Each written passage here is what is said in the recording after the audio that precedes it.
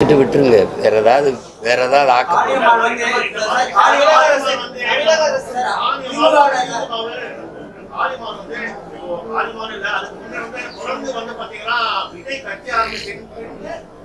நாம் தமிழர் கட்சியில இருந்து அதிகமான மக்கள் வந்து விலகுவதா ஒரு விஷயம் வந்து சமூக வலைதளமா போயிட்டு இருக்கு. அதே போல நாம் தமிழர் கட்சியிலிருந்து விலகு அதிகமாக சேரக்கூடிய இடம் பாத்தீங்கன்னா தாவேகாவும் திமுகவும் தான். இதை குறித்து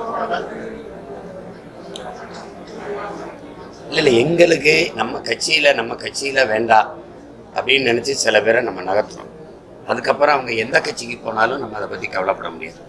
வேணும்னா விளக்கம் கேட்கலாம், வேணாம்னா விலகி தான் வைக்கணும். கட்சியில் இது ஒரு கட்சியை நடத்தி போகும்போது அந்த கட்சிக்கு யார் தேவை யார் தேவையில்லை, இந்த கட்சியை நீண்ட தூரம் பயணித்து கொண்டு போகிறதுக்கு அப்படின்னு கட்சி முடிவெடுக்கும். அதில் போய் நீங்கள் இதனால் அது நாட்டுக்கும் மக்களுக்கும் பெரிய பிரச்சனை போல் விலகி போகிறவங்க வேற ஒரு அரசியல் இயக்கத்துக்கு போகிறது இயல்பு தானே. அவங்க எங்கே இருந்தாலும் போய் அவங்களுக்கு விருப்பமான இயக்கத்தில் இணைந்து இயங்குவதற்கு நம்ம வாழ்த்தலாம், அவ்வளோதான் செய்ய முடியும். நமக்கு வேண்டாம் அப்படின்னு முடிவெடுக்கணும்னு வச்சுக்கிறோங்க. அதுக்கப்புறம் போய் அதை பற்றி கவலைப்பட்டு இருக்க வேண்டியது இல்லை.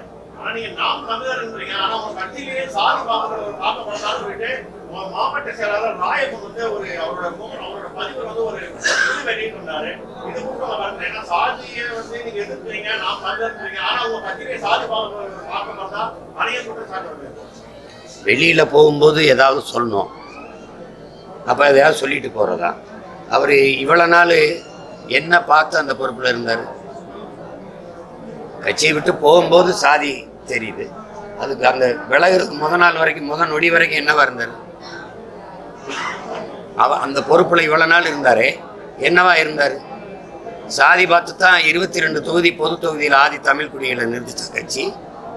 சாதி பார்த்து தான் 2021 16 தொகுதியில் பொது தொகுதியில் நிறுத்திச்சா கட்சி. இதெல்லாம் விளையாட்டு பண்ணிட்டு கூடாது. சும்மா போறவங்க ஏதாவது ஒன்று சொல்லணும்ல, இல்லை நல்ல கட்சி அருமையான கட்சி அது ஆனால் அப்படின்னா ஏன் வெளியில் வந்தீங்கன்னு கேட்பீங்கல்ல. இன்னும் சீமான் சரியில்லை, அது கட்சி சரியில்லை, ஏதாவது வெளியில் போகும்போது ஏதாவது குறை சொன்னா தானே தம்பி அருமையான கட்சி நல்ல சீமான் அவர் மாதிரி ஒரு ஆள் இல்லைன்னா அப்புறம் எங்க வெளியில் வந்தீங்கன்னு கேட்பீங்கல்ல.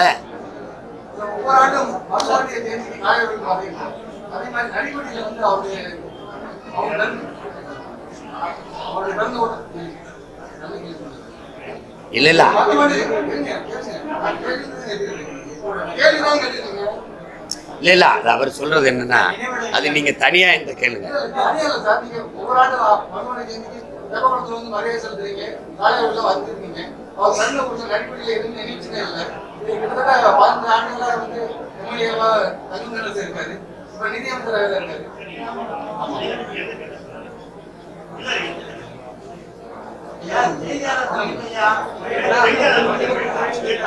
தம்பி நீங்க என்ன கேட்க வரீங்க? நம்ம பாட்டனுக்கு பிறந்த ஊர்ல நினைவிடம் இல்லை.